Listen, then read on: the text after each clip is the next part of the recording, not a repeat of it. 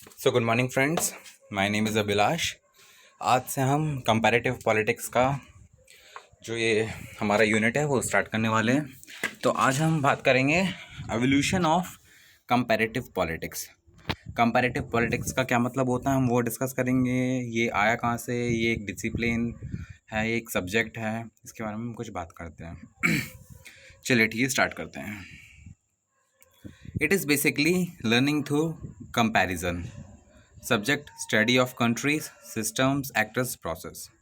Comparative politics के तहत हम लोग क्या करते हैं, जो बाकी कंट्रीज़ हैं उसका जो कॉन्स्टिट्यूशन है, वहाँ का जो कल्चर है, वहाँ की जो सॉवरेनिटी है, उसकी जो एक्टर्स हैं, कंडीशंस हैं, उसको हम दूसरे कंट्री से कंपेयर करते हैं।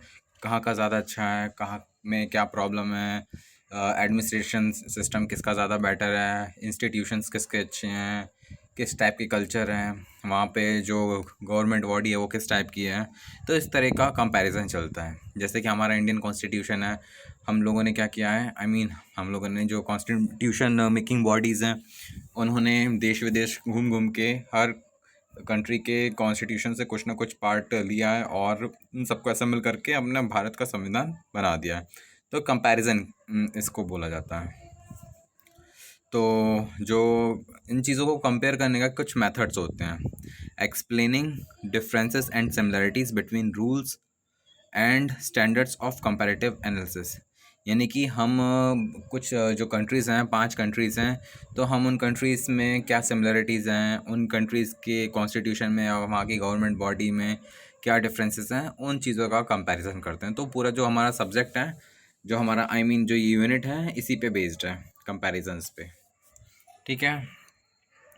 फिर जो इनको कंपेयर करने का कुछ ट्रेडिशंस हैं, लाइक मतलब इनको मेथड्स हैं, इनको कैसे हम कंपेयर करते हैं। बहुत सारे मेथड्स हैं। फॉर एग्जांपल जैसे कि हम जो ट्रेडिशनल मेथड्स हैं उसमें क्या होता है कि हम किसी पर्टिकुलर एक, मान लीजिए एक कंट्री है, उसके कॉन्स्टिट्यूशन को स्टडी करेंगे डॉक्यूमेंट्स फॉर्म में, फिर उसको कंपेयर करेंगे हम किसी बी कंट्री के कॉन्स्टिट्यूशन से। तो कुछ ये मेथड्स हैं।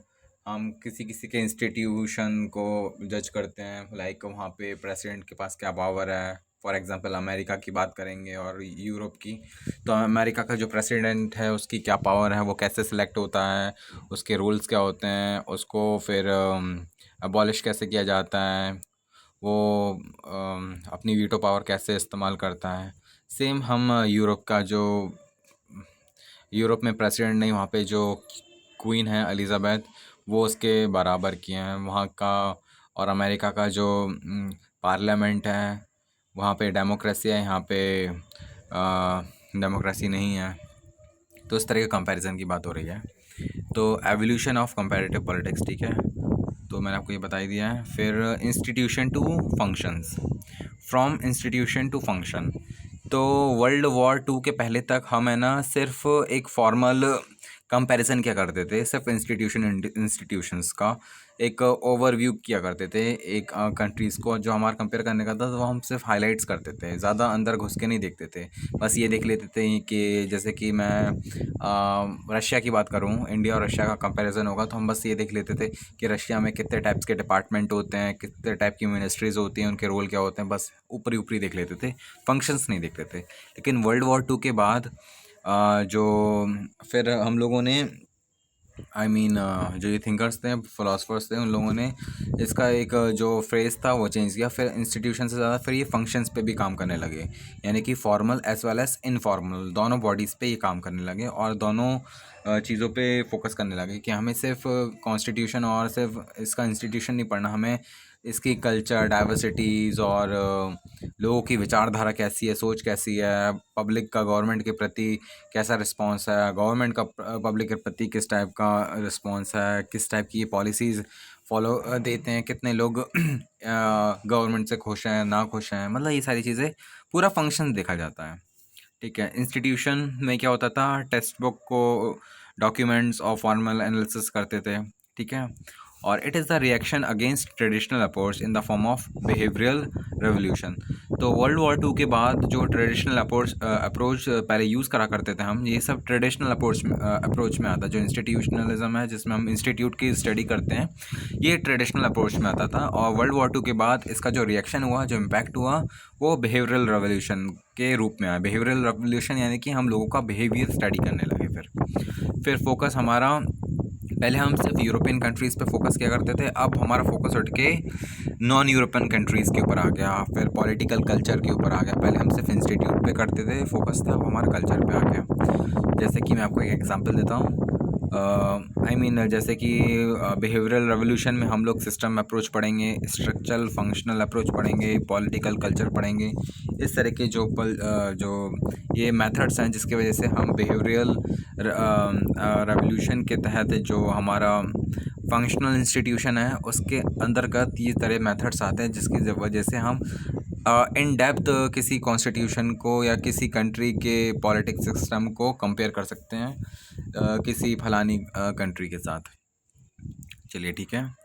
फिर बैक टू इंस्टीट्यूशन, मैंने आपको हमेशा बताया कभी भी कोई रेवोल्यूशन आता है तो उसके बाद एक उसका रिवर्ट आ जाता है। ठीक है, जैसे कि कोई सिस्टम, कोई आइडियोलॉजी फॉलो की जा रही है, वर्ल्ड वॉर के बाद वो आइडियोलॉजी स्टॉप हो जाती है, फिर एक नई आइडियोलॉजी बनती है उसके को क्रिटिसाइज़ करने के लिए, फिर वो भी कहीं रुक जाती है, फिर उसको रोक के फिर एक नई बनाई जाती है। तो ये जो बिहेवियरल रेवोल्यूशन था, ये भी फंक्शनल रेवोल्यूशन था, ये भी ज़्यादा दिन तक नहीं चल पाया, कोई ना कोई प्रॉब्लम हुई, कोल्ड वॉर्स हुए। ठीक है, तो फिर उसको स्टडी करने के लिए, उसको ठीक करने के लिए कि हमने पहले क्या गलतियाँ की थी, फिर एक बिहेवियरल रेवोल्यूशन को काउंटर करने के लिए एक the counter reaction to behavioural revolution and system functionalism start. ठीक है, तो फिर जो इंस्टीट्यूशन था वो अब न्यू इंस्टीट्यूशनल के रूप में वापस आया। ठीक है, bringing back state back emerging of new institution.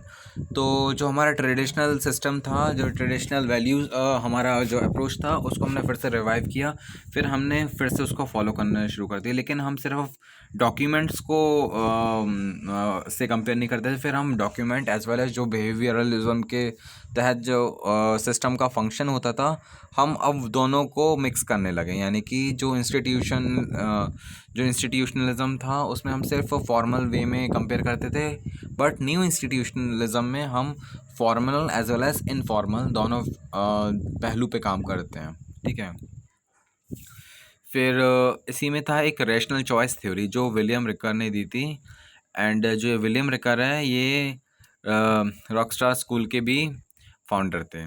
तो it is developed in the field of economics. This theory is based on the idea that actor यानी कि individual and organisation are rational and self interested. ठीक है, तो इस theory के according ये William recurs बोलते हैं कि जो इंसान है वो रैशनल है, यानी कि उसके पास समझ है, उसके पास रीजनिंग है। अब वो अपनी समझ के साथ क्या काम करता है, क्या नहीं करता है। जैसे कि फॉर एग्जांपल इलेक्शन हो रहे हैं, तो जो पब्लिक है उसको इन्फ्लुएंस करने के लिए जो पॉलिटिशियंस है नई नई स्कीम्स, मैनिफेस्टो इशू करते हैं। लेकिन जो पब्लिक है, जो वोटर्स हैं, वो अपना रीजनिंग लगा के, अपने रीजंस लगा के अपनी मर्ज़ी का कैंडिडेट चूज़ कर सकते हैं। ठीक है, we need to analyse the effect of institution on the behaviour of people. यानी कि लोगों के हमें क्या करना है, हमें एनालाइज करना है कि किसी इंस्टीट्यूशन की वजह से लोगों के बिहेवियर पे क्या असर पड़ रहा है। ध्यान से सुना, किसी इंस्टीट्यूशन की वजह से लोगों के बिहेवियर पे क्या असर पड़ रहा है। फॉर एग्जांपल जैसे कि मैं आपसे बोलूँ, एक इंस्टीट्यूशन है लाइक जो तहसील है, जैसे पटवारी आप जानते कौन होता है, जो लैंड्स और इनका रिकॉर्ड रखता है। ठीक है, अगर हम कभी भी कोई ज़मीन खरीदते तो हमें उसकी रजिस्ट्री करानी पड़ती है। तो एक ये डिपार्टमेंट बना दिया गया है। ठीक है, मान लो हम कभी कोई लैंड खरीदते हैं तो हम बेकार ये लिखा पढ़ी के लैंड एक्वायर कर लेते हैं और रख लेते हैं। तो लोगों का बिहेवियर एक इंस्टीट्यूशन के प्रति क्या है, लोग सोचना शुरू कर देते हैं कि एक गवर्नमेंट बॉडी है, उसको पता होना चाहिए कि हमारे पास कितनी प्रॉपर्टी है, और हमें उसका नापन करवाना चाहिए, पूरी लिखा पढ़ी जो उसके कागजात होते हैं वो रेडी करवाना चाहिए। क्यों? क्योंकि लीगली प्रॉपर्टी रखना सही है, अदरवाइज़ कल को किसी ने कब्ज़ा कर लिया तो हम किसके से बोल सकते हैं। तो एक इंस्टीट्यूशन का आप देख रहे हैं कि लोगों पे क्या असर पड़ रहा है, तो इससे हम क्या कर रहे हैं, लोगों का बिहेवियर जज कर पा रहे हैं। समझ आया आपको? फिर एक है डिफरेंस एंड एग्रीमेंट। जो ये कॉन्सेप्ट था वो किसने दिया था? जॉन स्टुअर्ट मिल ने, जिनको जेएसमिल भी बोलते हैं। इसमें क्या होता है, from different country we will find the similarities and from same countries we will find the some different from it.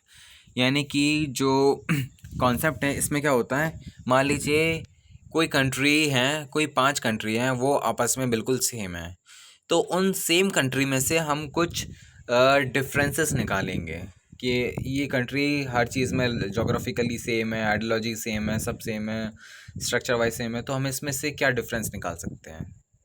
देखिए मैं आपको बहुत अच्छा एग्जांपल दे देता हूँ। जैसे 2 जुड़वा भाई हैं, ठीक है, तो वो तो पूरा आइडेंटिकली जुड़वा है, ठीक है, वो दोनों सेम हैं, लेकिन अब हम उनमें से कुछ डिफरेंसेस निकाल पाएँ जो इन दोनों जुड़वा भाइयों को, जो 2 सेम भाई हैं, उनको अलग कर पाएँ। अब 2 इंसान हैं जो ईस्ट और वेस्ट हैं, यानी कि दोनों अपोजिट हैं, 2 अलग अलग पर्सनैलिटीज़ हैं, ठीक है, अलग टेस्ट हैं। किसी का पढ़ाई में मन करता है, किसी का खेल कूद में मन करता है, किसी को मूवी देखना पसंद है, किसी को नॉलेजेबल चीज़ देखना पसंद है। तो ये 2 डिफरेंट पर्सनैलिटीज़ हैं। अब हम 2 डिफरेंट पर्सनैलिटीज़, ऑब्वियसली वो तो जग जाहिर है वो डिफरेंसेस हैं। अब हम उन दोनों डिफरेंट पर्सनैलिटी में से कुछ सिमिलरिटीज़ क्या निकाल सकते हैं। समझ आया? 2 डिफरेंट लोगों में से सिमिलर चीज़ निकालना और 2 सिमिलर लोगों में से डिफरेंस निकालना, इसी कॉन्सेप्ट को बोला जाता है डिफरेंस एंड एग्रीमेंट। ठीक है, यहाँ पे हमारा ये एवोल्यूशन ऑफ कंपैरेटिव पॉलिटिक्स ख़त्म होता है। अगर आपको वीडियो पसंद आए तो प्लीज़ लाइक कीजिएगा एंड चैनल को सब्सक्राइब कीजिएगा। Thank you so much.